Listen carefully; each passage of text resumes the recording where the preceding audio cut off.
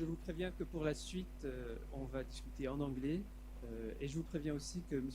Coquil est pris dans une bilatérale passionnante. Il aura peut-être un peu de retard à se joindre à nous. So I'll say again in English, we are going to have this discussion in English. Thierry Coquil is in a very interesting and deep bilateral right now, and he will join us as soon as he is able to. So thank you, Eugene. Thank you, panelists. I'm delighted that we're going to have this conversation today in front of you and with you at the end. We have 5 or 4 speakers, 5 when Mr. Coquil will arrive, who are not afraid to look away from the future. In fact, in many ways, engage with the future quite a bit more than most would feel comfortable doing. In this way, they are probably like many of you in the audience, but unlike many people in society. And I say that because the future is a great unknown. We cannot know what it holds precisely. We have some ideas of where it's going. When the world isn't changing, and it isn't changing fast, then the past can serve as a reasonable predictor of what the future may be like. And we may engage usefully, I think, in forecasts and prediction about the future. But the world is always changing. And in many ways, it is accelerating at different times and periods of history, as it is now. And it is changing precisely based on the actions that we take today, based on our vision of what the future may hold. And I want to emphasize that point, because this will be a central part of our discussion. When we forecast and act on past trends, when we predict and provide, we are exercising as much agency regarding how we shape the future as when we actively identify a future that we want and then act to reach it. When we decide and provide. Except that the former is a future that we must endure, and the latter is a future that we actively want and work towards. So today we'll be talking about the role of and practice of foresight, the act of anticipating and preparing for an uncertain future in the present. We'll be addressing how institutions and actors undertake foresight, what role this plays in accompanying and guiding innovation. And we'll be addressing how foresight and innovation management can help public authorities deliver better futures for people, deliver better futures for us. We all have skin in the game. But I'm going to ask this first question of you, because we know we've heard your names, we've heard your titles. I'm going to ask a bit more about how you engage with this icebreaker question. What is it that in your everyday responsibilities leads you to be interested in the future? What skin do you feel that you have in the game, personally and institutionally? Ramūnas, if you can start talking about how is it that you feel intrinsically linked to this question of managing the future? Thank you very much. Thank you for inviting in this discussion. Actually, it's a good platform to take myself from the routine where I am every day and to address this question.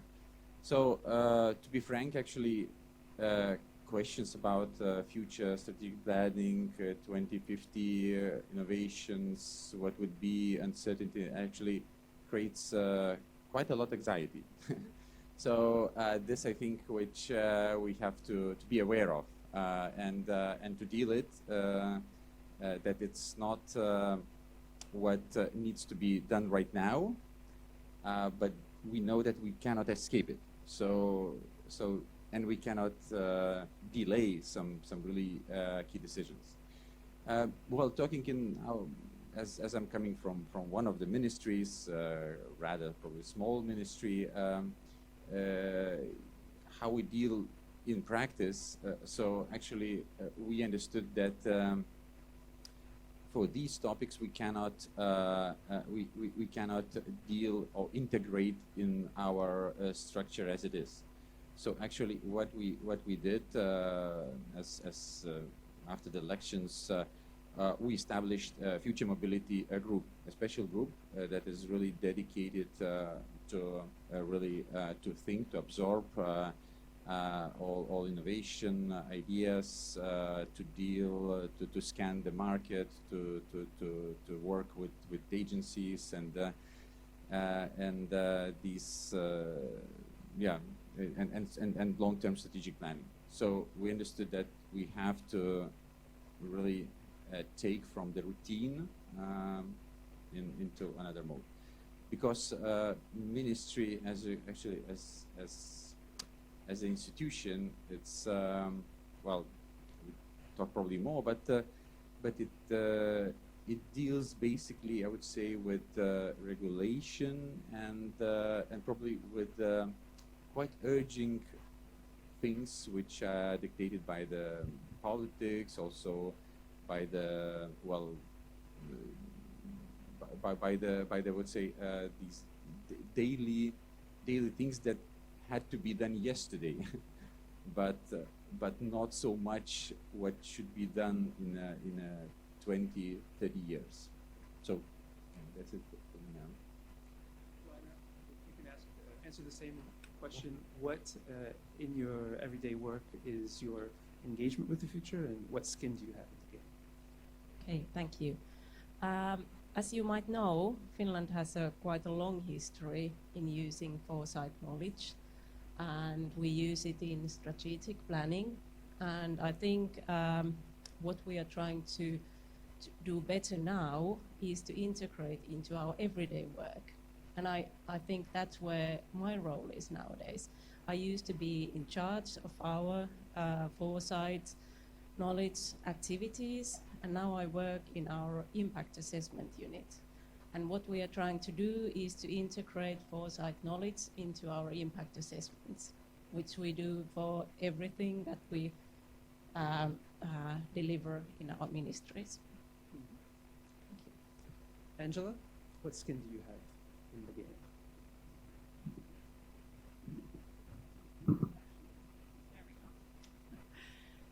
What skin do I have in the game? So my role is in the Observatory of Public Sector Innovation at the OECD. So I'm not working within a ministry or a particular government. We work with governments. We help them discover what's next, turn those new things into normal, and provide advice and sometimes some instigation. So I guess the skin that I have in the game is that if I do this correctly, and I do this work of integrating futures knowledge into the day-to-day governance work in the countries that we work with, then I'll put myself out of a job. So that's my goal. The good and the bad news. The good news for me, the bad news is that for everyone else is that there's a lot of work to do. We see governments always innovating. They've always innovated since they've existed, but often it's a response to a crisis. It's very reactive, not very proactive. So in my work, we try to build in those governance mechanisms that are forward-looking and anticipate, not only anticipate, but innovate based on that information. So my skin in the game is negative incentive, but I still hope we can achieve it. Glenn? Thanks, Philippe. Well, I'll start by saying very clearly, my skin in the game today comes from my heart, which is I've recently become a grandfather, I've got children, and we're in deep, deep trouble. Let's make no mistake, we've heard it this morning already. But I've been uncertain for about a quarter of a century now. I started as a graduate civil engineer. I did a PhD in artificial intelligence modeling driver behavior. I didn't even know that was for driverless cars a quarter of a century ago. And then I got interested in social science. So my skin in the game today is twofold. My engineering brain is intellectually curious about solving complex or simple problems, but my social science brain is wrestling with trying to manage or help others manage wicked problems. And let's be very clear, if we take driverless cars as an example, it's a simple problem, might not seem it, if you're trying to get a vehicle from A to B without killing someone. that's engineering, that's invention. It's a much more difficult problem to work out what on earth that means for society over the decades ahead. That's a wicked problem. It could go in different ways, and that's where, of course, governance comes in. More specifically, in terms of my skin in the game today, really pleased my colleague from the UK Department for Transport is here, Sam De Guido. He's our head of futures, and we have the privilege of, at Mott MacDonald, who I work for, of supporting him across the Department for Transport's portfolio, trying to make sense of the myriad of things beyond the horizon that are coming towards us. Glenn, can I ask that for myself and some in the audience as well, you can describe exactly what you mean by a wicked game? So a wicked problem is a problem where we can't all agree on what we actually understand by the problem. How do we describe it? We heard earlier, artificial intelligence. What do we mean by a future of artificial intelligence? The second characteristic of a wicked problem is we don't have nearly enough data on it. And inherently that's true when we're looking at the future because it's unknown. And thirdly, it's interrelated with multiple other either complex or wicked problems. Add those together, and the idea that you think you can solve it is your first sign of madness. And this is why we need a different approach now, because we're in the wickedest of times possibly we've been in for our whole lifetimes. Ramūnas opened up by saying this thinking of the future when you're dealing with yesterday's problems today and you don't have the time leads to a certain anxiety. Can I just ask for a show of hands in the audience? How many of you are anxious about the future? Okay, so I think to Glenn's point that many people are aware of this tension and are also worried about how to manage the future. Well, you've come to the right place. I hope at the end of this we'll have a bit of discussion. Ramūnas, or Johanna, let me just ask you this question, and then to Ramūnas, and then to Angela, and to Glenn. A lot of people in the room here are tasked with doing the kind of work that you yourselves do. What kind of advice can you give them, or maybe questions you have for them that you're thinking yourself about how to anticipate and manage the future for your ministry, for a ministry, or for a public administration? How do you do it, and what advice might you give them to start down that pathway? So, Johanna. Okay, thank you. I think the most important thing is to talk a lot with other people. And I think the best part of our foresight work is the interministerial talks and the cooperation that we do. Because you mentioned the wicked problems. We cannot solve them in our ministry and not by the other ministries alone. So I think that's really our strength in Finland, that we do a lot of talking across ministries, and we do once in a parliamentary term a report on the future. And the way we prepare that is together, and we talk a lot, and we do analysis, and we don't outsource it, but we do it ourselves, because I think the most important part is the shared understanding. And I think I'm showing signs of madness, because I want to solve these wicked problems, and I think it's possible, because I think if we are too anxious and we think that this is impossible, I think we become paralyzed, and that's not the way to go. So I think that we need to talk a lot with each other, and also try to kind of see the little pieces in these wicked problems, and then form a puzzle together to solve them.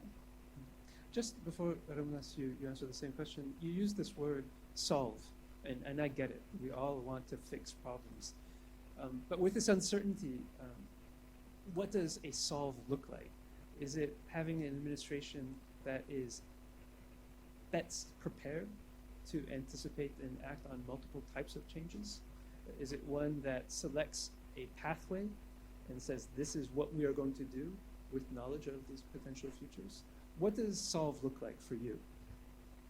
Well, I think it depends on the subject. And I think that you can solve it on different levels. For example, if you talk about digitalization, I think the first solution is to have a structure where you have different administrative branches talking together and creating the solutions. So I think that's solving number one. So you have it on different levels. So and also because I'm a civil servant and we serve the minister, I think that we can provide a different kind of solutions and paths, and then it's a democratic process to choose from those. And of course, it's also an international and EU level discussion. So it's not just about us, our ministry, or Finland, especially when it comes to bigger changes like digitalization. We cannot have our own rules. We need to have at least EU-wide rules. Ramūnas, how do you help anticipate your ministry, anticipate and manage the future in your own work? And maybe speak to this point that Johanna has made on convening, on creating a dialogue and creating a space for dialogue to anticipate. Because I know this is one of the things that you're looking at in your 2050 plan. So Ramūnas. Thank you. Just a moment to come back to your question to the audience, actually about anxiety, maybe to bring some psychological points here. I thought, wow, I'm really glad that lots of audience are anxious because they care about it. So this is very also important moment because people that are not anxious about future, they don't care about future. So that's I think a good moment also to realize. So long-term strategic planning and to have this kind of long-term strategy, what we also do, I think this is not a new thing. All countries probably try to do in one way or another way. There are some lessons learned, I would say, and I could share what we understood as a good practice or more efficient way to do it. So I think the long-term strategy actually a bit diminishes anxiety because we set some road path or some indicators. But for the transport sector, actually, I would say it's one of the most challenging sectors for the future planning because it has all the challenging elements inside. It's not only the technological challenge, not only lots of uncertainty, but also it deals a lot with people's habits and behaviors. I mean, we have to understand that this, as Glenn said, we will create a strategy for our grandchildren. I mean, so what their habits would be, what their needs would be, I don't know, I would not guess, because from a very simple example, ownership of cars in Lithuania is very high. But for young generation, car sharing is better and use this Uber or Bolt. So it's the concept that changes a lot, the whole system. But yeah, going to very straight to your question. So strategy, we would not say this is kind of written in the stone. So key elements that is very helpful is actually to prepare it in-house, that people that work, they would have their responsibility and ownership. Of course, with a dialogue, so involving the social economic partners to be co-creators of the strategy. And also a challenging moment is to bring also politics from different parties to agree on certain on certain things. And this is, I think, what would be beneficial. That nevertheless, which party will win, we would continue some key moments. And of course, for the strategic planning, what we also realized that as a ministry, where in my country mostly law institution or regulatory institution, it has to change. It has to integrate regulation, strategic planning, investment planning, communication, and this should be interrelated a lot. I think you point out that we have to think about the future of next generation's grandchildren's great-grandchildren, Glenn's grandchildren now. It's not just their behavior, we're building infrastructure that they will use. And these are consequential investments, and big investments, big partnerships to put into place. So that's an added factor. I'm going to turn to Thierry Coquil. So the question that I have just asked our panelists is to talk about how do you, in your work, in your ministry, help anticipate and manage the future, help think about the future, and anticipate and manage these developments. Thierry. Merci. Je vais parler en français. Alors, comment on fait de très nombreuses façons. D'abord, historiquement en France, on a eu une longue tradition de planification, en fait, après la Seconde Guerre mondiale, avec un État qui était très, très présent, en fait, dans la construction du pays. Et puis, finalement, ça s'est un peu, l'État a rétréci, quelque part, à la fin du siècle passé, et les collectivités locales ont eu des compétences qui sont devenues de plus en plus importantes en matière de transport, mais aussi le secteur privé, en fait. Et c'est la prévision, finalement, la planification s'est un peu perdue, finalement, à la fin du XXe siècle. Et finalement, après, on a eu ensuite une étape au début de ce siècle, il y a une quinzaine d'années, où on a eu une vraie prise de conscience des enjeux environnementaux et de la nécessité de changer de modèle, mais qui était une étape plutôt de stratégie, je dirais, un peu incantatoire, où finalement on se fixait des objectifs, mais finalement, et on espérait, avec tout un ensemble de décisions, que ces décisions permettent d'atteindre ces objectifs. Là, au point où on en est aujourd'hui, c'est une étape vraiment différente, parce qu'on est revenu finalement, depuis un an en réalité, à de la planification. Dans le sens où on s'est fixé un objectif, on se fixe un objectif, notamment de décarbonation, et on reconstruit à l'envers, je dirais, tout le chemin qu'il faut parcourir pour l'atteindre. Ce qui est très différent d'une logique de stratégie à partir du point de départ.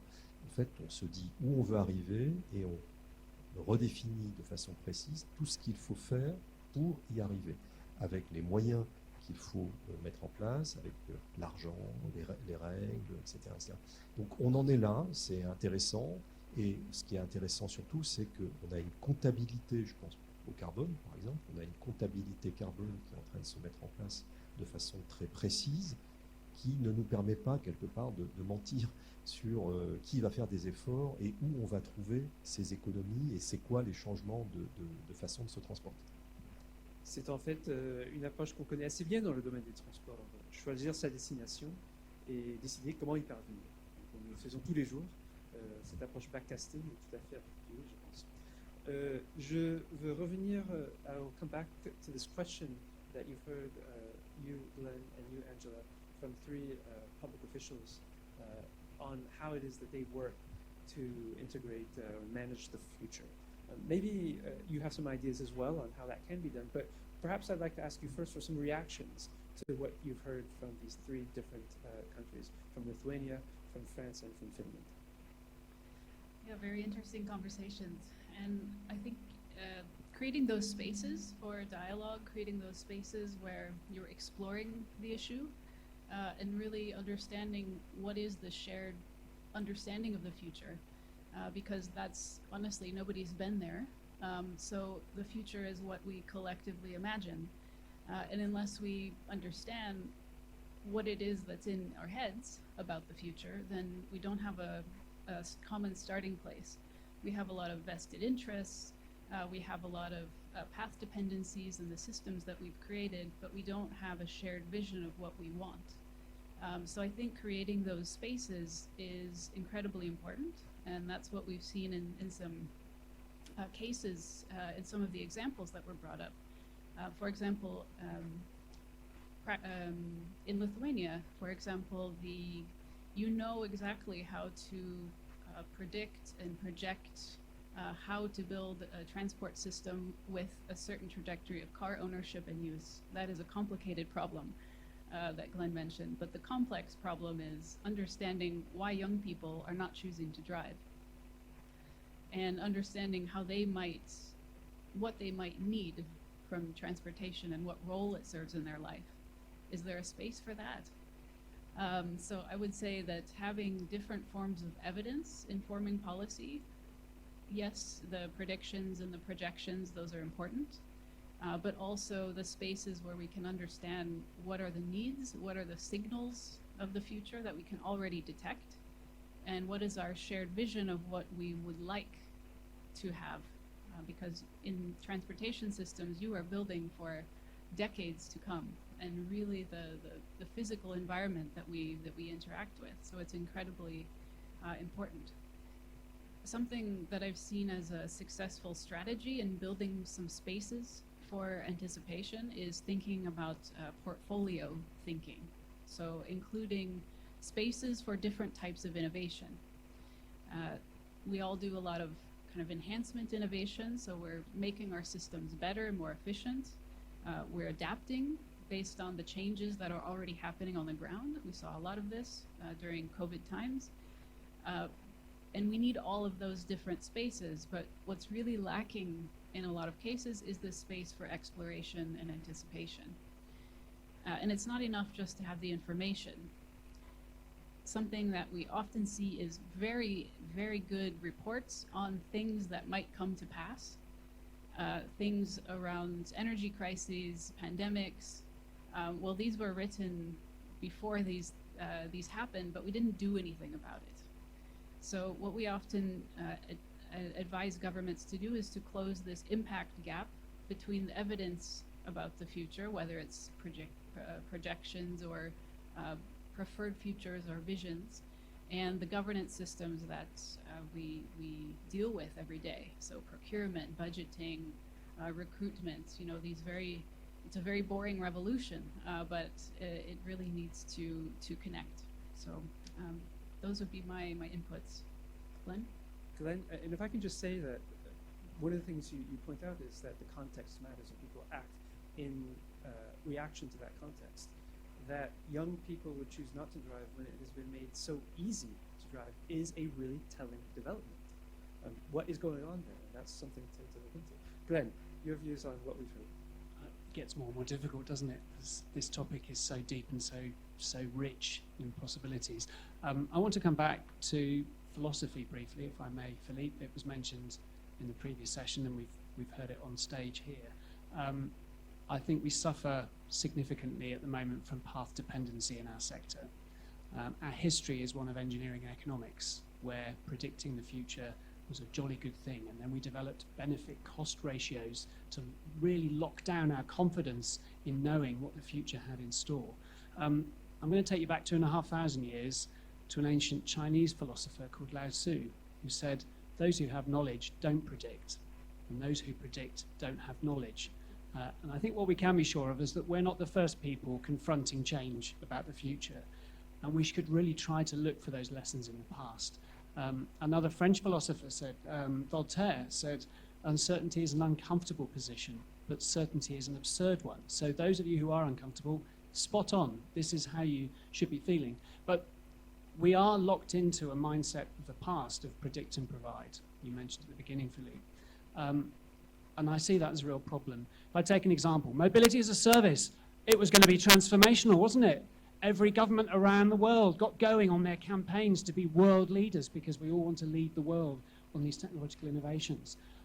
There's a company who's selling a report for several $1,000s which will tell you how much change in the value of the mobility as a service market there will be in the next 10 years to, get this, ladies and gentlemen, 7 significant figures of accuracy. This is the problem we have. Even before we start getting into the conversations, it's the mindsets behind it. It's the unconscious biases. And I think one of our challenges with our ministries is working to achieve a degree of culture change. It's enabling people to feel comfortably uncomfortable, to open their minds, to recognize their biases, their egocentricity, and to share with each other different perspectives on where we might be going as well as where we might desire to go. Angela, I'm going to come back to you because we've talked about foresight, we've talked about prediction and forecast. And in some languages, as I just learned from you, there is no different word for all three of those things. But they are fundamentally different things.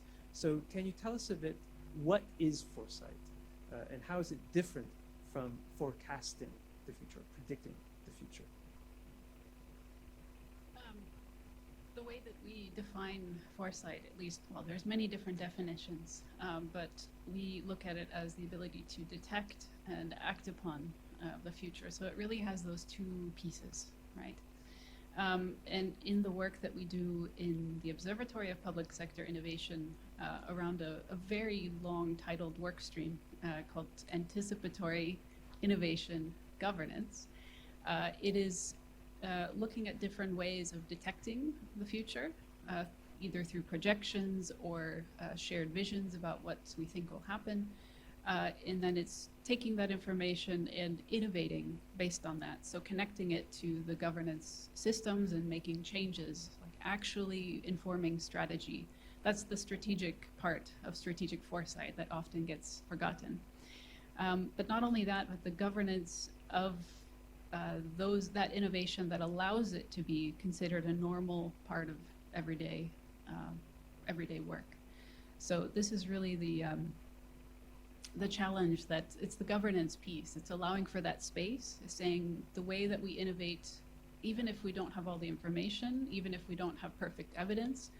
And by the way, there's no evidence about the future, and often the first one through the gate is the first to get bloody when you take a big bet.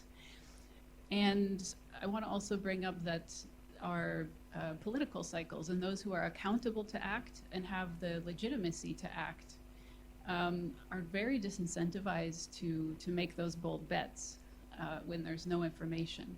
So one of our biggest challenges is to create these spaces for really giving the imagination and space to dare and looking beyond the kind of political cycles. But it's true, there's a lot of different words, and even in some languages, there's not a word. Foresight actually translates directly as forecast. So it's literally a language problem as well. Sorry for all the Italians. Yeah. One word. So that's I think what I'd say about that. And really it's that the legitimacy to and the daring. It's the lack of imagination we see as part of the biggest challenge. That bureaucracies would not be imaginative fits, in fact, a stereotype that we have of bureaucracies, but bureaucracies provide great value, stability, predictability, and at the same time they have to adapt and help change their own mode of functioning vis-a-vis these changes. So I'm going to go back to our three public authority representatives and act specifically. So we have this act of foresight, this function of preparing in the present for multiple potential futures. How is that integrated into decision-making in your ministries? So with Johanna, Ramūnas, and then Thierry. How do you take this practice? And when there is a decision to be made, upstream, hopefully not downstream, ideally before the decision is made, how is this integrated into the decision-making process? Okay. Easy question. Well, I think you need to look at this also on different levels. First of all, you need to think about the parliamentary cycle, that you have a new government in every 4 years. So we usually prepare our review on the future just before the elections, because politicians are more interested in new knowledge then. So that's the highest level. But I think we also try to integrate the futures knowledge on our strategic planning. That's the ministerial level. And then to all the preparatory work, whether it's regulations or infrastructure investments or whatever. So I think there are many levels where you need the knowledge, and that's why we've tried to involve all our civil servants into thinking the future and what it means. We have lectures and courses for civil servants, and it's quite difficult. As you said, we don't deal with uncertainty and using your imagination that well. So it is a challenge. Just a practical question, is it a formalized process? So that is, before a decision must be made, there must be a consultation of the Committee for the Future or integration of its findings into a decision? Or is it more an ad hoc process where there's encouragement, preparation, and then hopefully synergies?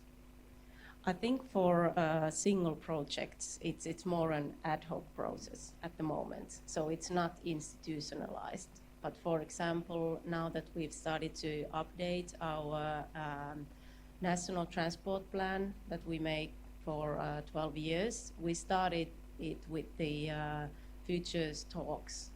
And we did it amongst ourselves first and then with the researchers. And that's how we started the process. So, but we are learning. Ramūnas, in your ministry, how in the act of deciding, investing, putting in place policies, is foresight knowledge integrated or not yet? Because it's something that can be developed over time as well.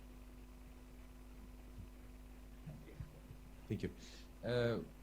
Well, starting, I would say from the cycle, political cycle.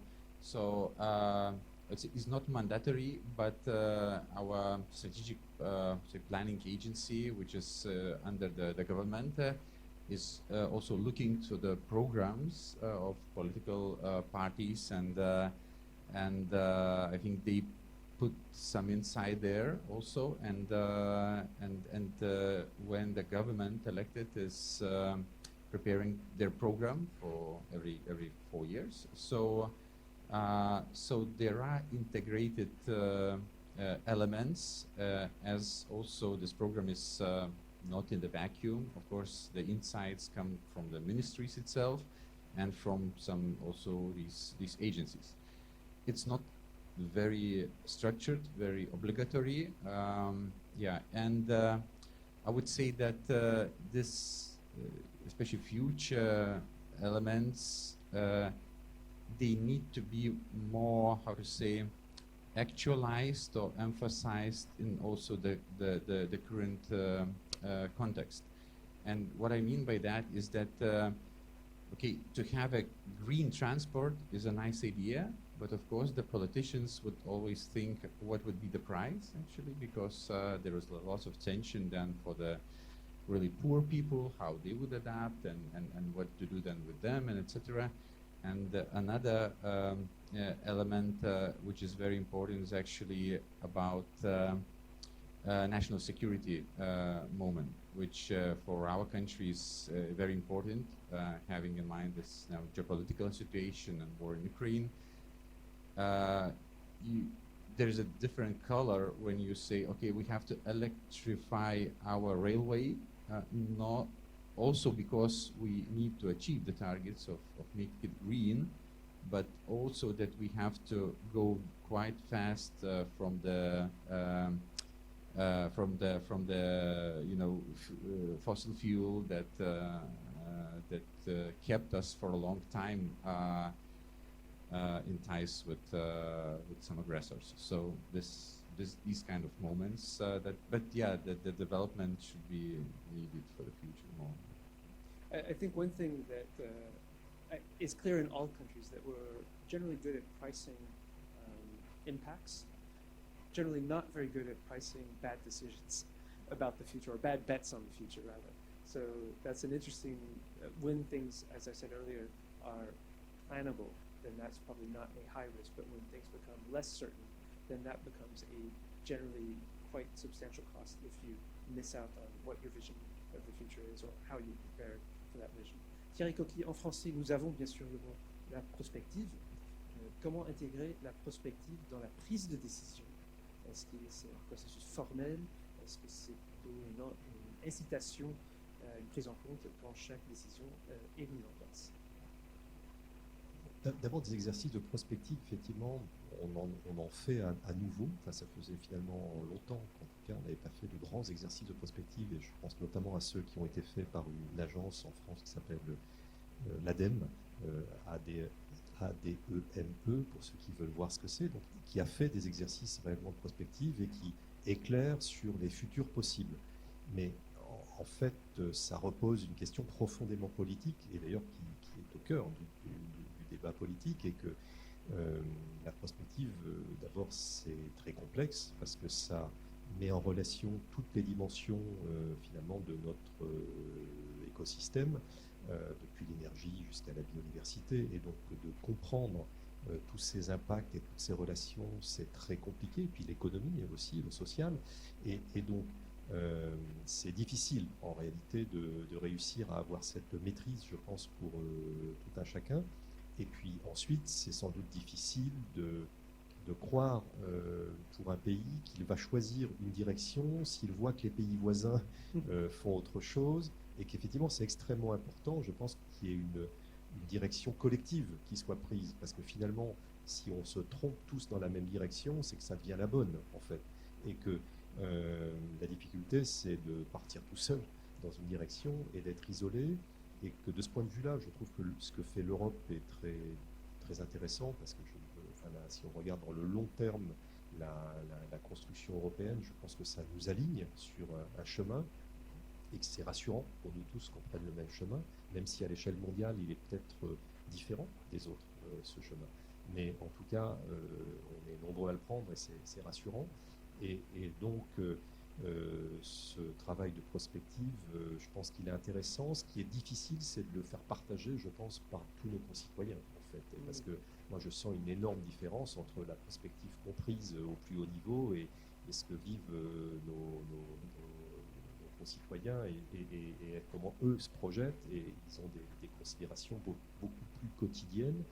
Et je voulais dire une dernière chose, c'est que certes, la prospective est essentielle, mais en réalité, la prévision aussi, et de plus en plus, parce qu'un autre exercice sur lequel on travaille beaucoup, j'imagine que d'autres aussi, c'est ce que sera notre monde, notre planète, à différents horizons de réchauffement de température. Et là, il y a un travail qui est vraiment, c'est de la prévision, et de la prévision très complexe, parce que c'est pas seulement la température, c'est les incendies, les événements pluvieux de pluie extrême, le rehaussement de la mer, les évolutions des terrains avec les argiles. Enfin bon, il y a tout un ensemble de dimensions techniques qui font que notre monde est en train de changer, et qu'il faut aussi, dans nos choix, qu'on prenne ça en compte. Voilà. I think that's a really important point, because when we think about the future, there is this role for predicting a future very different from the trajectory that we thought we were on, or that we had been on. And that's in education as well, to let people know this is the momentum in the system, and this is where it's leading us, most likely. We can't say exactly, but that trajectory is different than what we have had in the past, and that requires new types of policies. I think one of the greatest difficulties in governance and uncertainty is for public authorities to say, we don't know. We don't know, we have an idea, but we can be better prepared. And part of the prediction helps in that better prepared.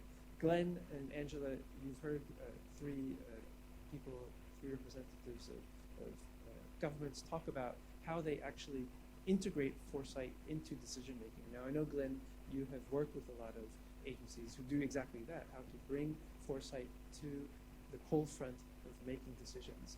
Can you maybe react a bit to what you've heard, and also bring in some of your own experience? And then, Angela, similarly, this is also your bread and butter. So any experience you have on that front, on linking foresight to decision making? Yeah, and listening to the others, I'm reminded of, we're here talking about innovation. I think it's a form of diffusion of innovation that we're considering when we explore how foresight can come into the mainstream practice of decision making in our sector.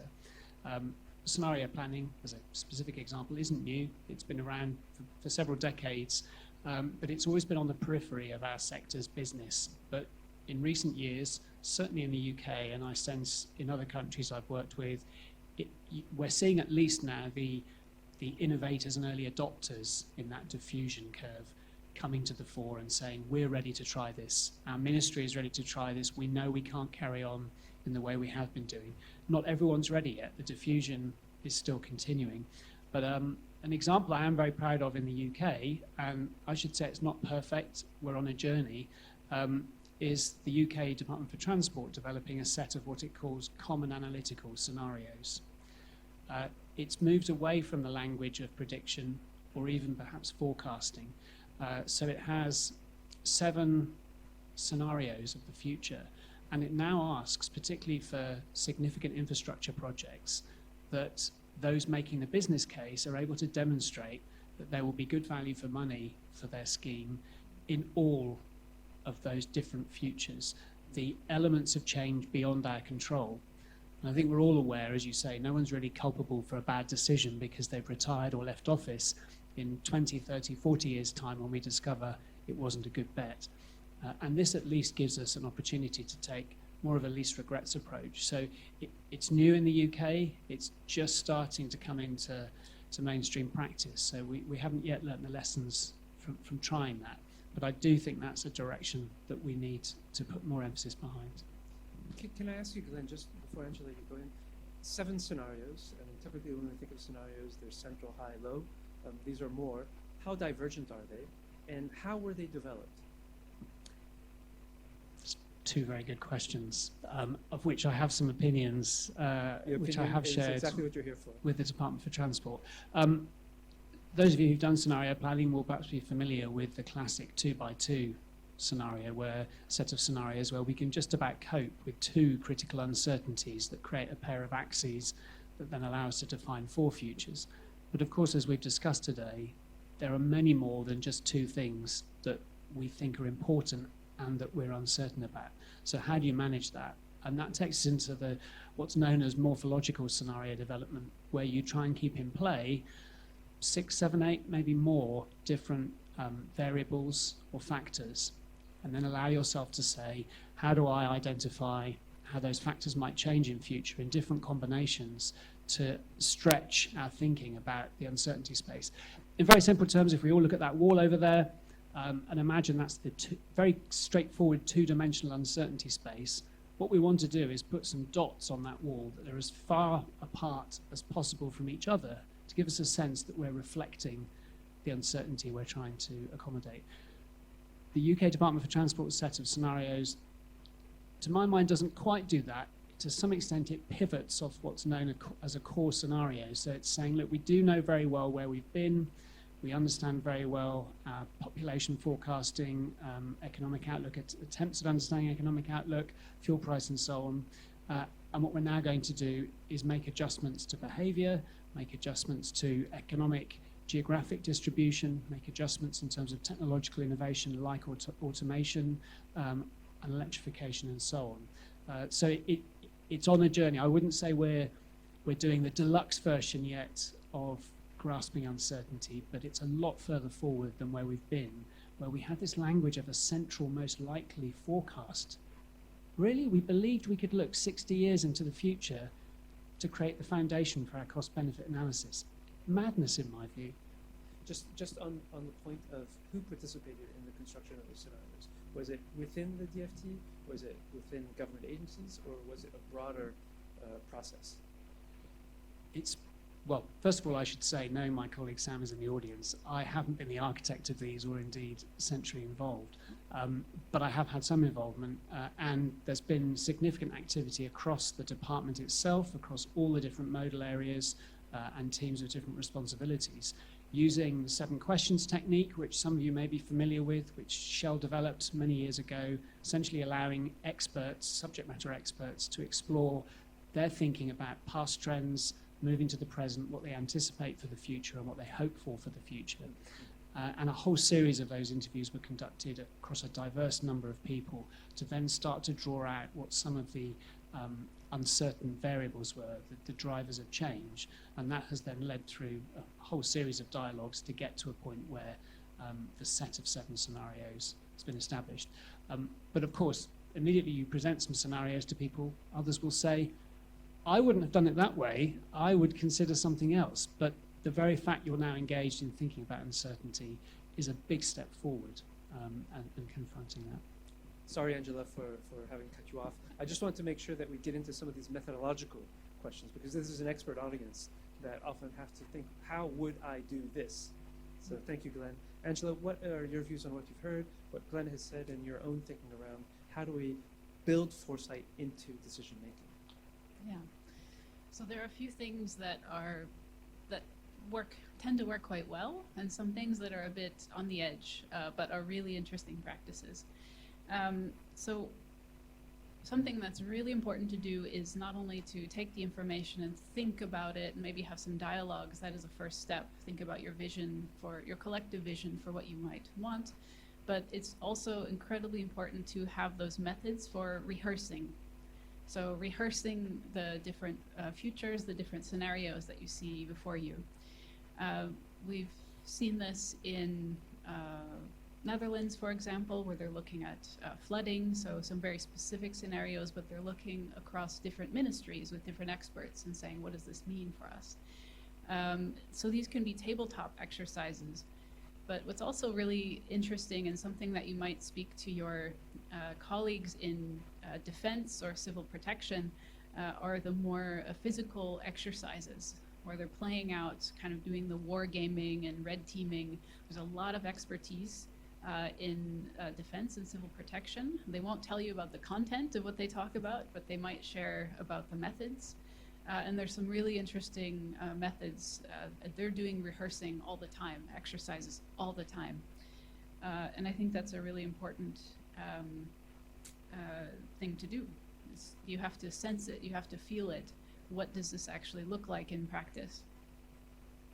Some other interesting methods are, this is particularly important in the technology space, are things like sandboxes or some of the labs that we heard about earlier this morning. These are incredibly helpful for getting at this, what's called the Collingridge dilemma, which is this dilemma that we face, especially in the public sector, of as a technology is diffusing, we don't know at what point is the best to intervene. Because if we intervene too early, maybe it's not worth our effort. Maybe it's not really something that's going to stick. Whereas if we wait until it's already diffused, then it's already too late. It's already integrated into society and in our behaviors, and it's way too late to act unless it's a crisis, which is very expensive and costs a lot, not only money, but also politically. So things like sandboxes, regulatory sandboxes, technology sandboxes are really important methods for trying out what could this look like, what could be the different approaches from a regulatory perspective, how would this change our policies if this were to become diffused. This is, I'm thinking in particular, the electric scooters and things like this at a very small level, but also kind of other types of disruptions that are not necessarily technology. And some interesting work is going on in experiential futures, so actually designing sets of physical experiences that get policymakers to live in that future scenario. So it's really, really difficult to imagine what it could be like. But we found there's some interesting, very rare cases of this, but it's one of those kind of fringe methods, but very effective ones that get people to actually feel what it is to be in this alternate landscape. So I would say getting people to act and rehearse, and not just say, okay, we've done a report on it, we've thought about this, let's move on with the status quo. I'm very interested in this experiential approach? How do you create a world in which certain decisions have led to outcomes and have people experience that? That's interesting. I'm imagining there's some parts of that that can be technologically driven, but probably at one point people will enter into a space and have to live there for a week with the consequences of the decisions. To be seen. One thing I did pick up is that, well, two things. One is foresight is a practice. It is a way of functioning, a way of thinking. So that's one thing. But the other one, it's also, from what you've just said, Angela, it's like a muscle that has to be exercised frequently and often for it to be effective. And so how do you actually make sure that those who are responsible for thinking about the future, or more generally, those who are responsible for making decisions, are exposed to that thinking, exercise that thinking, and become better at integrating that thinking into decision making. Key points to think about when we go forward. Ramūnas, we're going back to the anxiety that you talked about. We asked the room, many people share that anxiety. We're going to talk about some of the most consequential challenges that you feel. So we're not talking about process anymore. We're talking about specific things that you worry about. What are the most consequential challenges you feel are still under the radar? Ramūnas, from your perspective, Thierry, and then Johanna. What are the things that you worry about, that may keep you up at night, that you would like to address with better knowledge about the future, or how to address the future? Yeah, easy questions today. Yeah, well, first of all, as from my position and what I'm responsible, I would say, first of all, actually, people. I think, employees, as public servants, particularly, they make a change, and I think that the role of the public servant also changes a lot, and in hiring, that more and more we have to think about that you do not only ask for, a good practice or good experience in regulation, public procurement, and etc. But it's more. It's really an analytical skills and competences, really, to create the network, actually, to be ready to discuss, not to set boundaries, but actually to discuss, to bring more data, more information. So this is, I think, a challenging moment, because public service has to adapt also to change, and the competences itself. So I think this is a very basic prerequisite for in order, to getting things then moving in terms of the future. But the second moment actually is about integrate.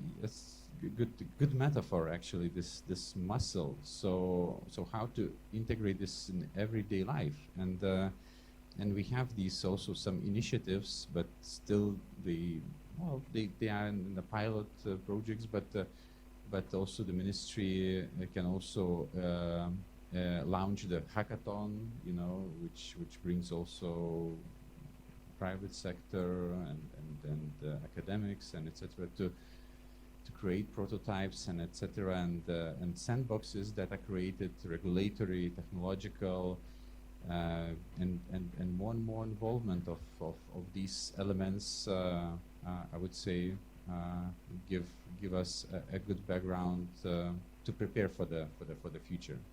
I would not talk about, let's say, the content, the indicators that are really very tough, and I'm also worrying about how to achieve 2030 indicators in renewable fuels and etc. in transport, but I think this what probably matters most.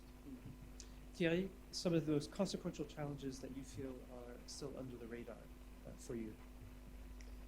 Effectivement, c'est une question difficile.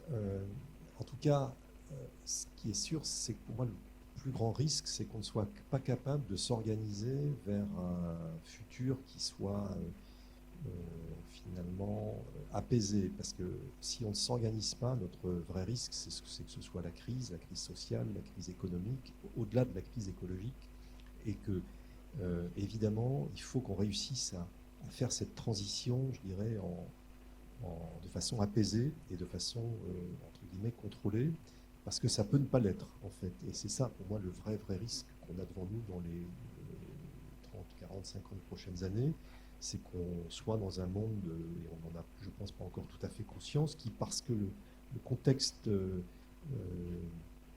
physique va changer, deviennent, parce que nos ressources vont être limitées, parce qu'il fera plus chaud, parce qu'il y aura tout un ensemble de choses plus compliquées que ce qu'on a vécu, eh bien, ça soit la crise permanente et qu'il y ait un repli finalement de chacun sur son intérêt, à un niveau individuel, mais aussi à un niveau de chacun des pays. Et donc ça, c'est un vrai défi pour nous tous. Après, comment on fait c'est évident qu'il faut qu'on réussisse à projeter un avenir désirable qui soit différent de celui dans lequel on a été éduqué, baigné. Et d'ailleurs, quand on regarde aujourd'hui autour de nous ce qui est projeté comme étant ce dont on doit avoir envie les uns les autres à travers la publicité, par exemple, on voit qu'il y a encore beaucoup de travail. Et quand on traverse le métro de Paris, on a encore plein d'affiches partout qui disent comment aller en un week-end à l'autre bout de l'Europe pour finalement peu d'argent. Je crois qu'à un moment, il faudra qu'on projette d'autres envies, en fait, si on veut réussir à ce que notre monde soit soutenable. Et il y a évidemment des innovations technologiques, mais en réalité, elles existent déjà pour l'essentiel. Ces innovations, il faut qu'on les utilise. En fait, le vélo, ça existe depuis longtemps, en fait, et qu'on n'a pas besoin d'attendre effectivement de grandes révolutions pour changer beaucoup de nos comportements. Après, il y a effectivement à réussir à faire en sorte que le plus grand nombre effectivement soit préparé et accompagné dans ce changement, parce que finalement notre organisation aujourd'hui de notre vie fait que tout le monde n'ira pas travailler en vélo, vu la distance. Et donc comment on fait que demain on puisse continuer d'avoir une vie sociale, économique, etc., avec une organisation du territoire et de nos mobilités qui est quand même pas tout à fait adaptée à ce qu'on va vivre. Je vais juste dire que le travail du FIT rentre sur certaines de ces questions. Donc j'invite tout le monde à regarder les travaux que nous avons faits sur la mobilité douce, sur la mobilité légère, sur nos prospectives du transport à l'horizon 2050. Il y a certains éléments de réflexion là-dedans. Mais Thierry, vous avez parlé de l'innovation et envie. Si je peux vous demander de rebondir un peu là-dessus, comment concevoir l'envie d'un autre futur en chargeant cette innovation? Alors, d'abord, c'est vrai que l'innovation, ça a un intérêt, c'est un peu comme la prospective, c'est un état d'esprit. Finalement, si tout le monde a cet esprit d'innovation et de prospective, il y a finalement une peur moins grande du changement. Et que dans un monde qui va changer, qui change très vite d'un point de vue technologique et qui va changer d'un point de vue écosystémique, c'est important d'avoir cet esprit agile, quelque part, d'être prêt à ce que les choses changent. Et donc l'état d'esprit de l'innovation est plutôt un bon état d'esprit, et puis c'est un état d'esprit aussi qui permet de créer de nouveaux objets. Il y a une forme de défi à essayer de trouver des nouvelles solutions, techniques ou pas. Et donc c'est sûr que l'innovation est une partie de la réponse. Il y a une partie d'ailleurs de l'innovation qui n'est pas toujours très bonne en réalité, parce que dans l'innovation, il y a de toute façon l'aspiration de l'homme qui existe depuis que l'homme est homme, manifestement, à toujours vouloir pousser plus loin les limites de la nature et de pouvoir s'en servir. Et là-dedans, il y a des choses plus ou moins, je dirais, bonnes d'un point de vue social, mais en tout cas, ce qui est certain, c'est que l'innovation, de toute façon, continuera et qu'il faut l'orienter vers son meilleur côté. Et puis, ce que je dirais aussi, c'est que l'innovation, c'est aussi une bonne façon pour les pays, par exemple, d'échanger, de créer des projets concrets. Et ce qui est intéressant dans les logiques de prototypes, design thinking, etc., c'est quand même que tout ça, ça fait réunir des gens autour de choses concrètes qui, en fait, derrière, portent des changements d'usage, des changements des rêves. Enfin, donc ça fait rêver, oui. Et donc c'est bien. Johanna, your thoughts on the most consequential challenges that you feel are still under the radar? I'm happy that you were before me, so I can build on that. I think we need to think about people, and we need to think about the peaceful transition, because I think certain experts know certain disruptions quite well, and they can imagine what the future will look like through that, looking at that disruption. But I think the problem is that we have so many going on at the same time, and I don't know if we realize all the impact it has on different people, because in every change you have people who benefit and people who lose something. And I think that's what I've been thinking the most. How can we go through these transitions so that we can truly make it inclusive? I think it's quite easy to say that we want this to be inclusive, but it's way more problematic to do that in practice. Because, for example, if you take transport, we want to decarbonize transport. So electric vehicles, it's a good solution. But when you think about electric vehicles, and then you need to think about how many people work for the auto industry, and what's going to be the market share of the European auto industry in the future. And what if people lose jobs because of this transition? And you get these really big chains, long chains that you need to think about, indirect impacts. And you might need to have, you need minerals, and what sort of effect that has on the biodiversity, for example. And then you have the regional differences. For example, when we talk about decarbonization of the transport, it looks a lot different in northern Finland than in our capital, Helsinki, in many ways. So I think that's what we should talk about more, and what to do about that. Of course, we are doing a lot, but even more. This brings up what Glenn said at the outset about how these wicked challenges, these wicked problems are truly complex to navigate. And that makes governance hard. And I like the point that you make that we have to think about present constituencies, and they have a voice. But we also have to think about future constituencies who do not have a voice. We can think about who they might be and what their voice might be, but we don't know what it is. And that's a very difficult job in governance, to think about the future, integrate the future generations into present decision making. Your answer is one that just underscores how difficult and challenging this is. Thank you, Johanna. The challenge is one that we have to look forward to overcome. Now I'm going to turn to Angela first, and then Glenn. The same question: what are some of the most challenging or consequential challenges that you feel are still under the radar? Well, I won't pretend to have the kind of crystal ball to know what exactly those are, but I think just going off of what Johanna was saying about people, I think demographic changes are a bit, they're not really considered as much. I mean, they're kind of measured in statistical offices, and it's very much about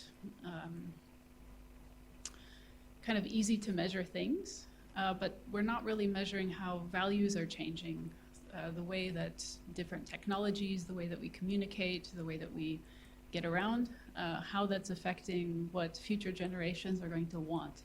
So I feel like we're just not equipped. We're not listening to that. We're assuming that we're not, as humans, changing as a result of some of these deep disruptions. So I think that needs much more unpacking, and I just don't think we're equipped to deal with that in a cross-disciplinary way.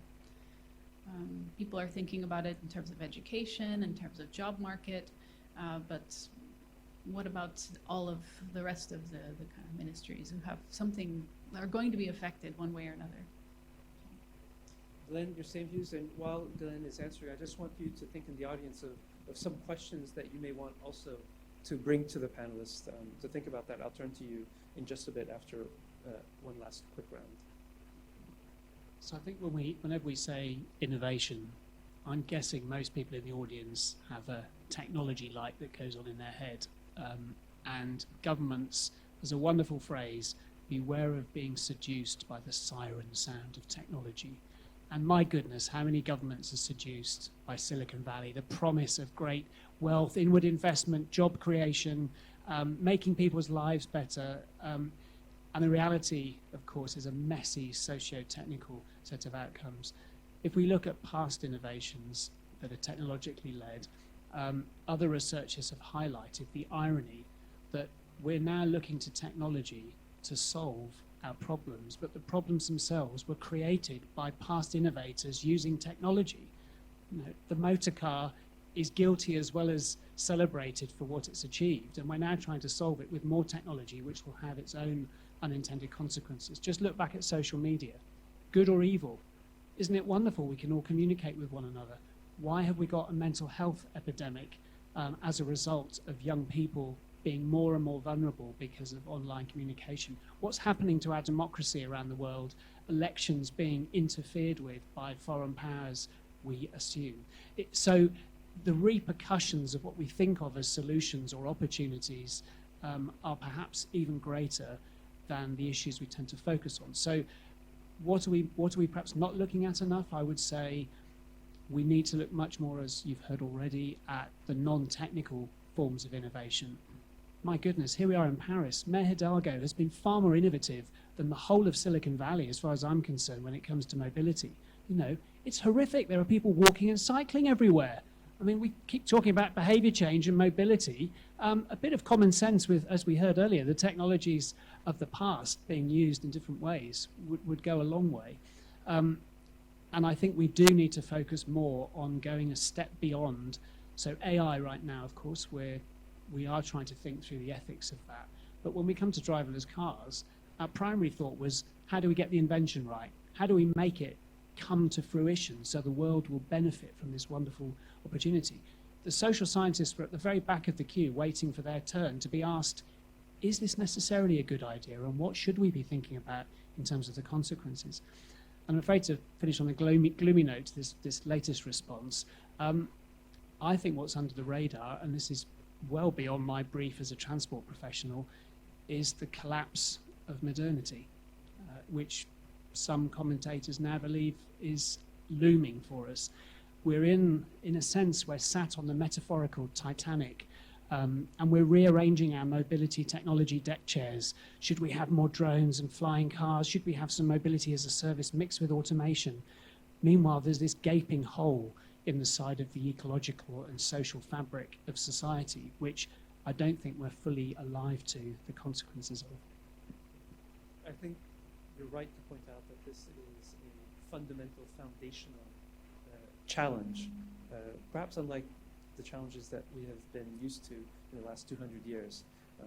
We're living in a city that has been around for more than 2,000 years, and how many cycles of destruction and recreation has it gone through? That's not the point. The point is to avoid having to go through another one of these cycles. And innovation, of course, has its role, and thinking more creatively and interacting and engaging more directly with uncertainty in the future also has its role. I'm not going to finish on a negative note, although there's probably much opportunity to see why that would be. I'm just going to ask a question.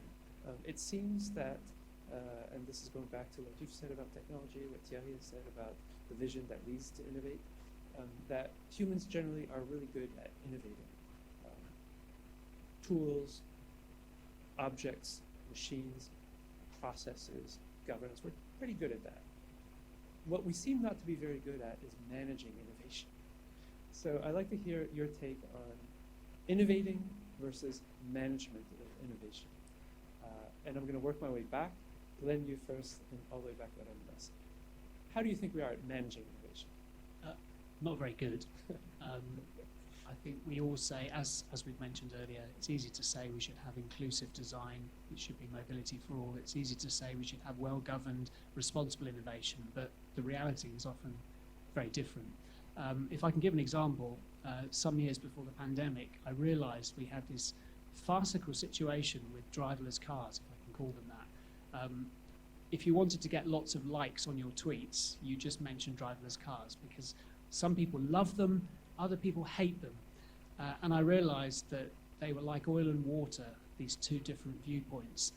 And so I developed a methodology called the emulsion methodology, which in simple language was a participatory workshop design that allowed the lovers and haters to come together. And what we got them to do, a little bit like, not quite your experiential futures, but certainly rehearsing the future, was to say, here, take a group of people who are evangelists and opponents and ask them together to create a scenario, a plausible scenario of how good it could get when we have driverless cars. Take another group to create a plausible scenario of how bad it could get. And then you use a technique called 3 horizons, which perhaps some colleagues will be familiar with, which is picking up not only the backcasting, but also recognizing the uncertainty by taking those different plausible utopias and dystopias and working backwards to the present day. And what that surfaces for you is a set of principles, the opportunities, the barriers, the enablers, the obstacles. And that helps to frame, or could in principle help frame your approach in terms of governance and public sector investment in enabling responsible innovation. Thank you, Glenn. We're bad at managing innovation, but thank you for giving us a tool that helps us address that deficiency. Angela? Yeah, I think we're not very good at managing some types of innovation. Some types of innovation we're really good at managing, especially if they look like the other things that we're used to managing, and we just call them innovation. This is innovation theater, and we see a lot of it, and it comes in the form of a new technology, but it's serving the exact same function or a slightly changed function as it did before. We're really good at substituting and finding a pattern of what is familiar about this, or how do I put it into a known structure and way to deal with it. Do we regulate this like a drug? Do we regulate this like a food? Put it down the existing path, for example. But what we're really not good with is finding those new patterns and recognizing that something is fundamentally different and creating a space for that and intentionally going after those innovations and managing them in a different way. So the exploratory spaces rather than the kind of optimization-based management. And there's any number of methods for kind of managing funnels of innovation and exploiting those. A lot of those come from the private sector, and they only have one underlying criteria for knowing whether it's successful, which makes it easy. But in the public space, it's much more complicated. Those innovations can be for different purposes, for pulling on different public values, and I think that's not often made explicit. But what can be really helpful is the portfolio approach that I mentioned earlier, which is to say, yes, we need to do all these innovations, and many of them are actually projects. So we manage project to project to project. But looking at what is the whole of the projects that we're working on, or the initiatives, and seeing which public values are they serving, what types of innovation are involved, and are we looking at the more anticipatory ones, or creating spaces and structures and incentives for those to be explored as well. And then putting in charge someone that's looking after the portfolio, which is really separating the process from the method and the content. So that's one possible antidote, but I think we're not doing so well so far. Same. Thank you for some insights on how to better manage innovation. Johanna?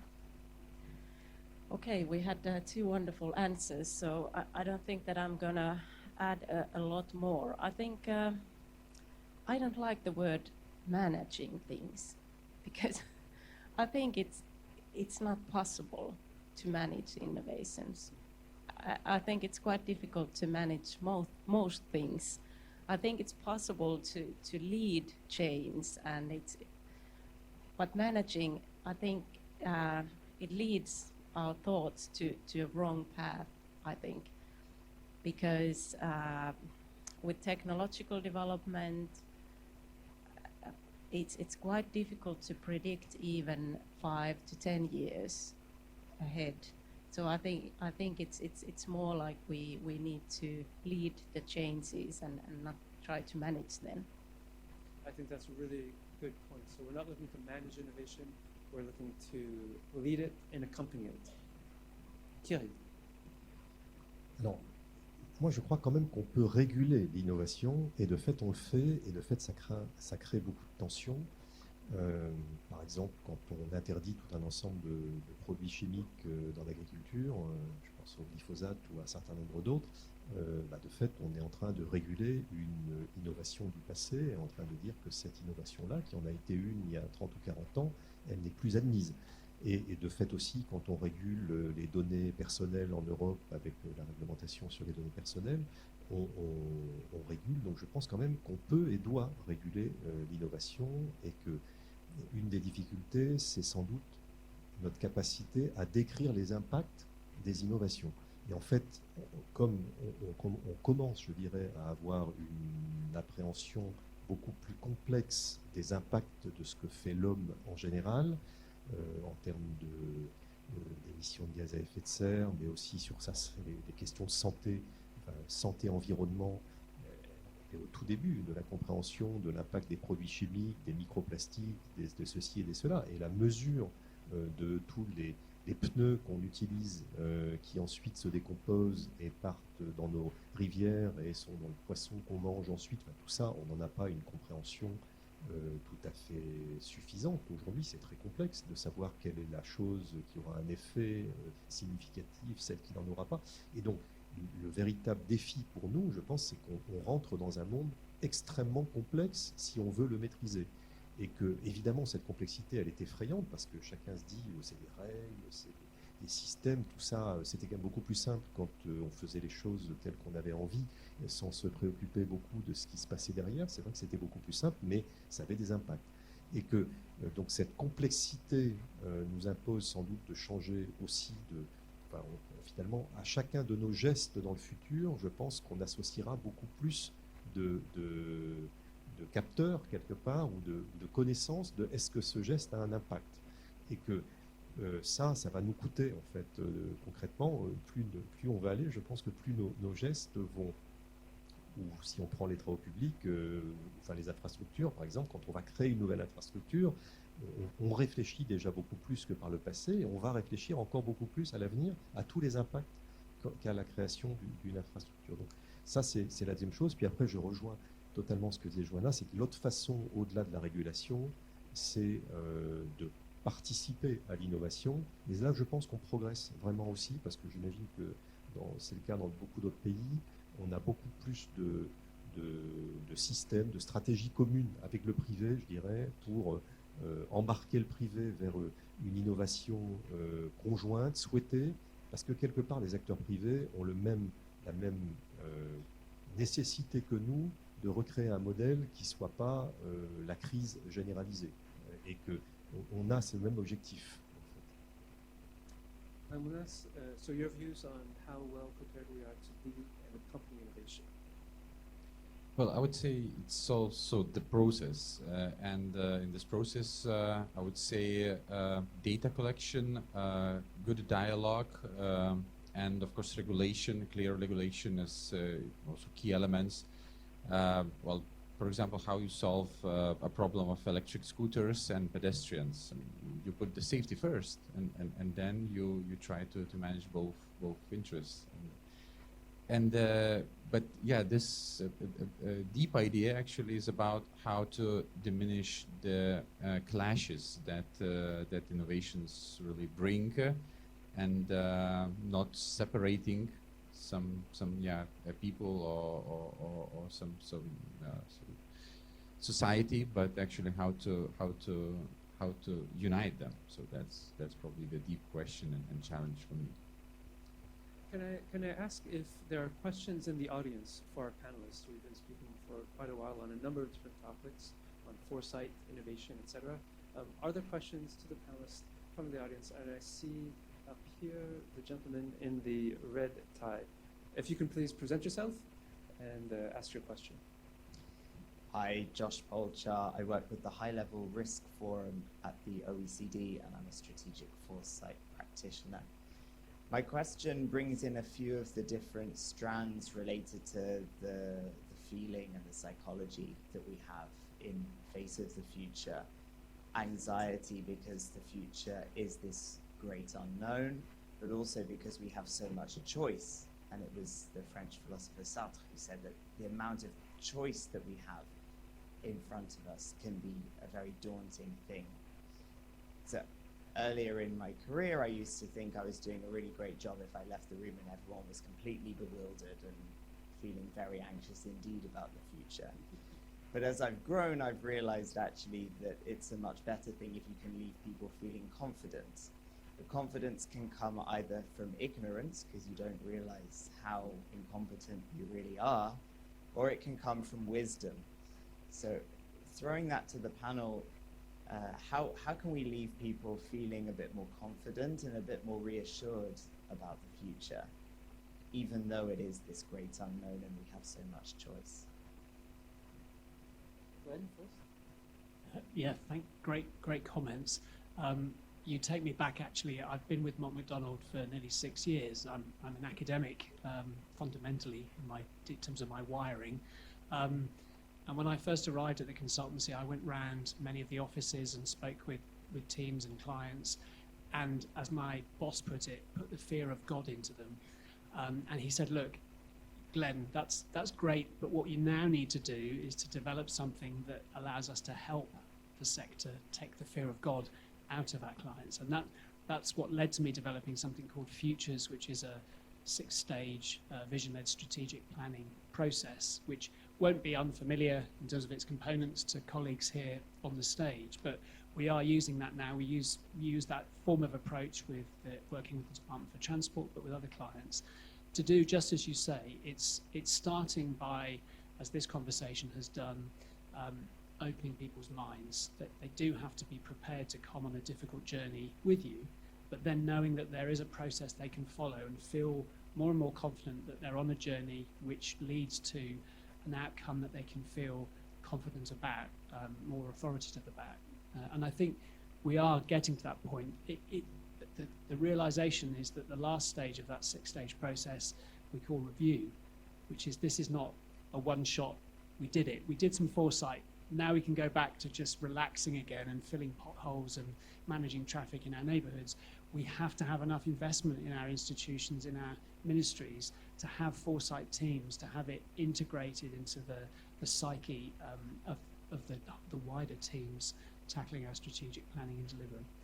Any other comments on how we can help people become more confident about their ability to address the future? Johanna? Well, just to build on your answer, I'm a big believer in processes. Whenever I have a difficult task ahead of myself, if I have a process, even though I'm ignorant now, I know that the process helps me to gain the wisdom I need.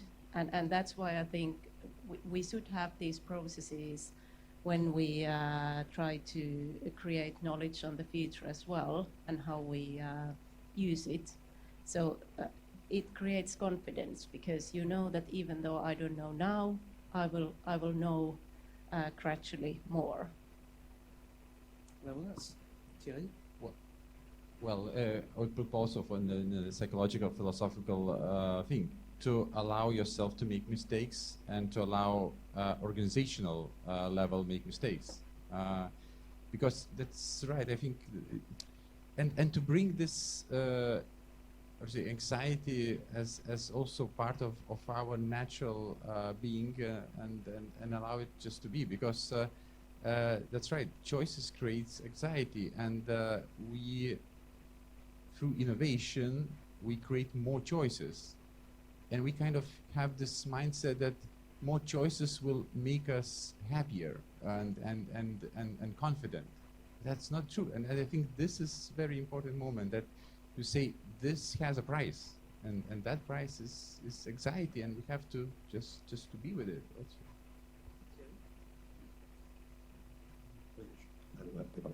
Oui, je suis d'accord évidemment avec ce qui vient d'être dit, mais je rajouterai aussi c'est la formation en fait pour moi qui est très important parce qu'on a encore beaucoup de progrès à faire dans la prise de conscience en fait de l'endroit où nous sommes et effectivement le partage de ce qui est en train de se passer, y compris chez les gens qui ont, on va dire, du pouvoir dans la société. Enfin, pour donner un exemple, en France, on vient seulement de commencer une formation généralisée de tous les hauts fonctionnaires à l'écologie, en fait, parce qu'on s'est rendu compte, quelque part, qu'il y avait un déficit de compréhension de ce qui était en train de se passer. Pourtant, par des gens extrêmement éduqués, etc., mais qui ne comprenaient pas ce qui est en train de se passer.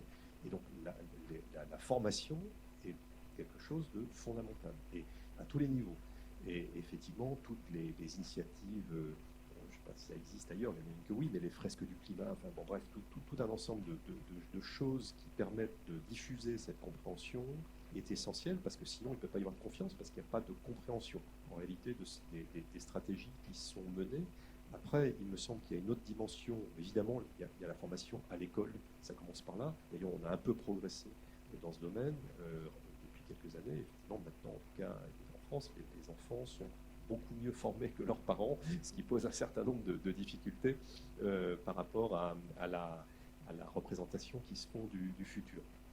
Mais après, il y a, je pense, l'accompagnement des individus, et je crois que là, on n'a pas encore peut-être adapté nos systèmes d'accompagnement de façon très proche des individus pour qu'on n'abandonne pas des gens dans une détresse quelque part face aux changements qui vont venir.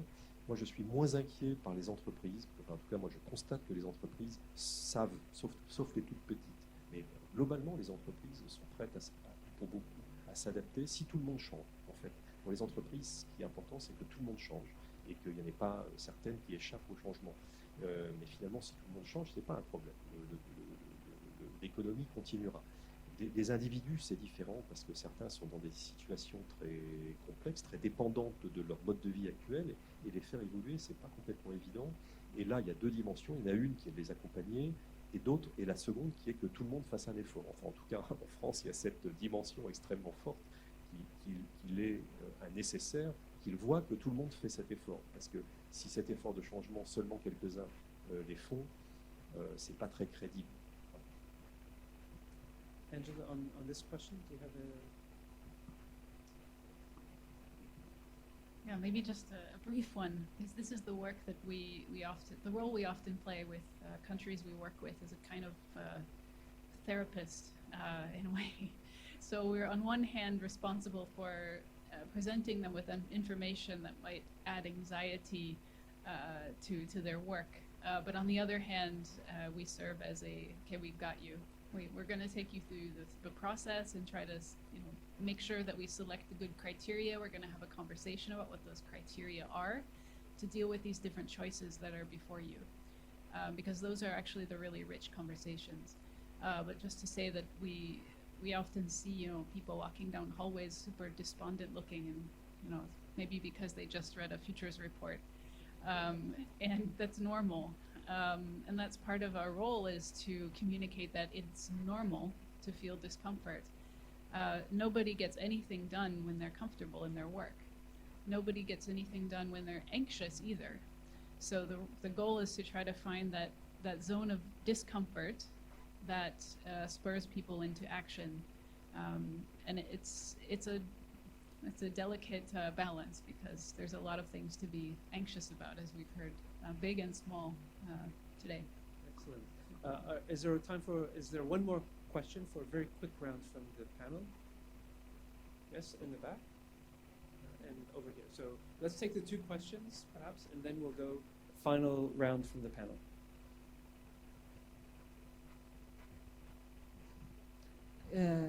Well, good morning. Good afternoon. I hope it's a quick one.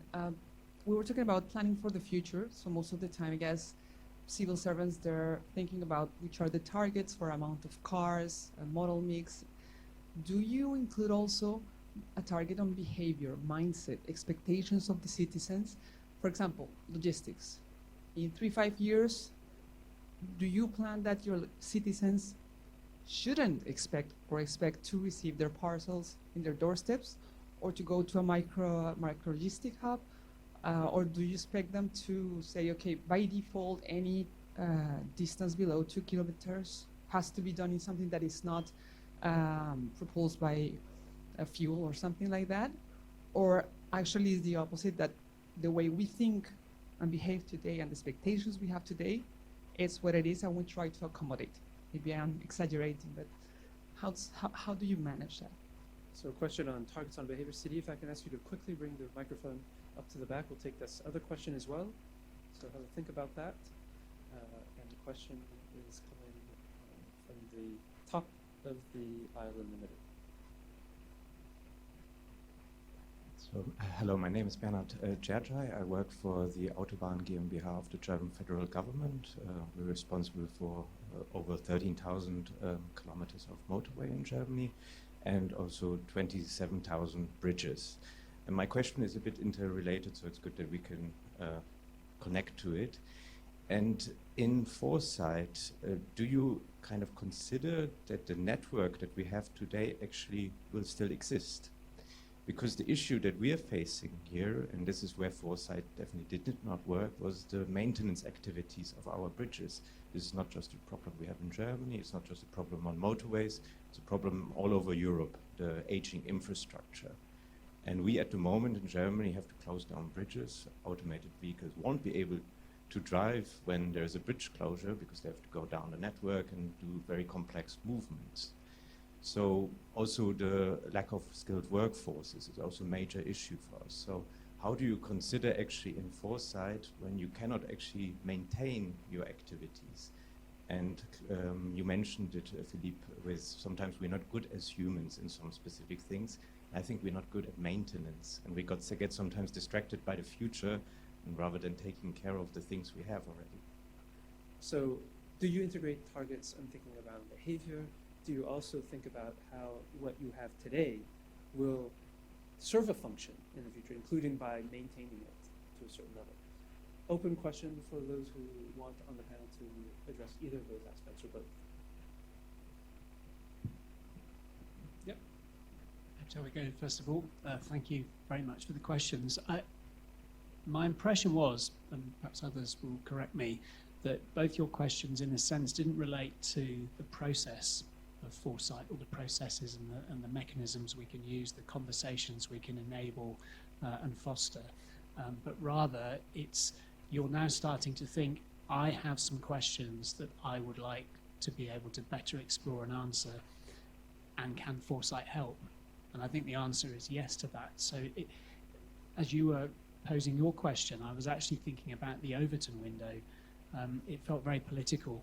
You know, yes, there's a scenario in future where governments focus more on the demand side of transport than on the supply side. But those of you who know anything about what's happening in the UK at the moment will realise that that's not very good territory to go into. So, but will that be true in future? So, of course, that can be explored through foresight. And similarly, you know, work is also going on in the UK around the ageing infrastructure and the vulnerability, for example, of bridges and viaducts, and how one has an anticipatory approach in terms of asset management for being able to understand where investment should come. So I think if it's not too glib, the answer is yes, foresight can help both of you. Any other views? Thierry? Sur la question du comportement, c'est évident que c'est un sujet fondamental. Je dirais qu'à ce stade, on voit bien que c'est compliqué de faire changer par la force les comportements et que ce qui est le plus puissant, c'est certainement de donner envie d'en changer à travers des modèles différents. Moi, je crois beaucoup à l'expérimentation locale. En fait, je doute qu'on puisse imposer de façon générale. Par contre, de montrer que dans certains endroits, ils ont réussi à inventer de nouvelles solutions et que ça marche et que les gens sont heureux et prospèrent, c'est quand même ça qui fera que ça marchera. Et c'est aussi là que c'est intéressant d'échanger pour voir ailleurs dans d'autres pays, dans d'autres territoires, comment ça s'est passé. Et la deuxième remarque sur le patrimoine, enfin sur l'entretien du patrimoine, je la partage totalement. Moi, je suis vraiment surpris par notre goût permanent de développement de nouveaux services, alors même qu'on ne sait pas maintenir ce qu'on a. Et que je pense qu'effectivement, dans notre discours, dans nos attentes politiques, dans notre construction mentale, là aussi, il faut qu'on admette que la maintenance de ce que nous avons, la conservation de ce que nous avons, est un élément fondamental. Et tout ne sera peut-être pas d'ailleurs à conserver. Et donc, il faut qu'on apprenne aussi à avoir une forme de calcul, je dirais, socio-économique et écologique de ce qui vaut la peine d'être maintenu. Et d'ailleurs, c'est un calcul qui va être, à mon avis, indispensable dès lors qu'on va faire du calcul, de la prévision, de la nécessité d'adaptation de nos infrastructures, dont certaines peut-être vont être plus exposées que d'autres, et certaines on considérera peut-être qu'en fait, il ne faut pas les garder et que ça ne vaut pas la peine. Any other final thoughts on those two questions? Johanna, please. Just a short one. I think this was very interesting question about the behavior. I think it's quite difficult to formulate goals on that. But I've been thinking related to transport planning that should we have goals where the different lifestyles of the future are taken more into account? That what sort of lifestyles our infrastructure and services enable, because I think that we don't think about that enough, and we don't understand what the lifestyles of people could be in the future, not well enough. And about the infrastructure, we have thought about that, and it's a very difficult question. Because we are going to need a lot of money to maintain it in the future, and in Finland we have aging population, which means that we are going to have less money in the future if we don't have some super new innovations that's going to bring a lot of money to us, but I doubt that. So it's a big question that I think we should talk about more, and because of the climate change, there are going to be more investments that we need for the maintenance and so on. So, Ramūnas? Yeah, also some insights, good really questions about the behavior indicators. We do some, but of course we can do it more, because ultimately the behavior, actually this is what we intend that people which would change, and this is the probably ultimate goal. And relating this question to other question, whether we need that infrastructure and to maintain it, I would say yes, and this is quite a paradox. Some of our highways were built in Soviet Union. They were joking, why you need so highways, because you don't have cars. Now we need a third lane for certain, let's say, cities, because there is lack of infrastructure. But on the other way, we want people have less cars and go to with trains. So this is very, very interrelated and difficult questions, probably opening another session. Thank you. Thank you. The next 2 hours of discussion. Ramūnas, Thierry, Johanna, Angela, Glenn, thank you for sharing your insights with this audience, this anxious audience we saw at the beginning. I'm going to ask you one last question. Have you learned something from this discussion that makes you feel a little less anxious about the future? So please raise your hands if you've learned something that has let you feel that maybe I can better approach the future. All right, I was expecting to see 2 or 3 hands. The fact that we have at least 10 times that, that's perfect. Thank you so much for helping this audience become less anxious.